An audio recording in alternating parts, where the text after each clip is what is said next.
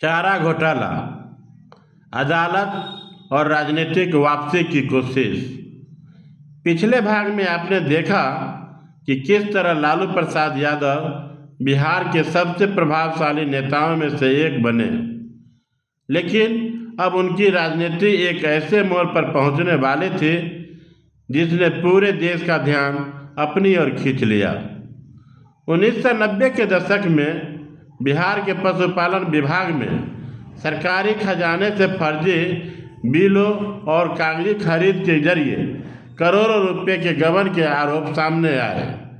यह मामला बाद में चारा घोटाला के नाम से प्रसिद्ध हुआ।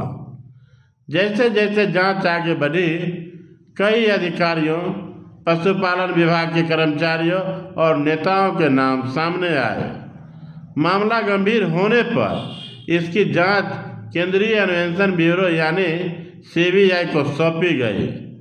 जांच के दौरान लालू प्रसाद यादव पर भी आरोप लगाए गए कि वे इस कथित साजिश का हिस्सा थे।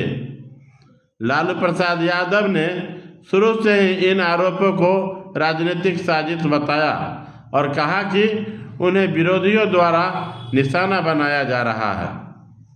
1997 में राजनीतिक परिस्थितियां तेजी से बदली, जनता में मतभेद बढ़े और लालू प्रसाद यादव ने एक नई पार्टी बनाई।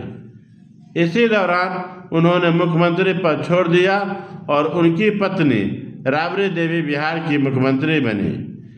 इसके बाद कई वर्षों तक चारा घोटाले के अलग अलग मामले की सुनवाई चलती रही। समय के साथ अदालतों ने विभिन्न मामलों में फैसले सुनाए।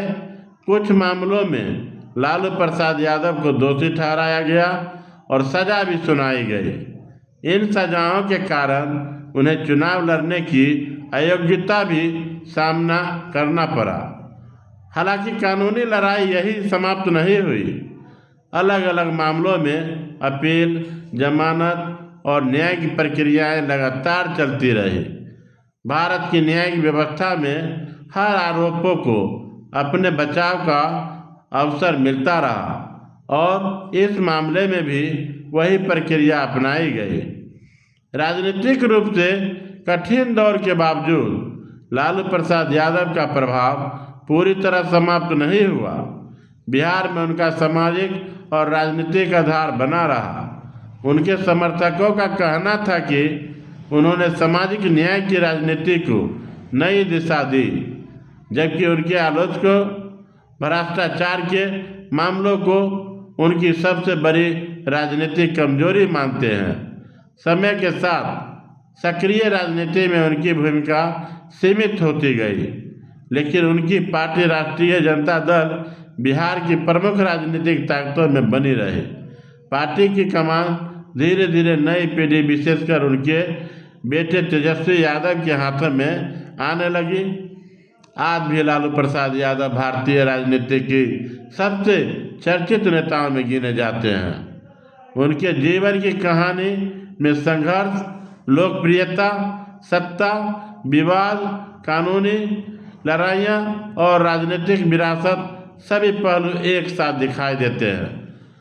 अगले और अंतिम भाग में हम जानेंगे कि लालू प्रसाद यादव की राजनीतिक विरासत क्या है, उनके समर्थक और आलोचक उन्हें किस नज़रिए से देखते हैं और बिहार की राजनीति पर उनका दीर्घकालिक प्रभाव क्या रहा। अगर आपको यह श्रृंखला पसंद आ रही है तो वीडियो को लाइक करें, अपने विचार को कमेंट में लिखें और अगले भाग के लिए चैनल को सब्सक्राइब करना न भूलें। धन्यवाद।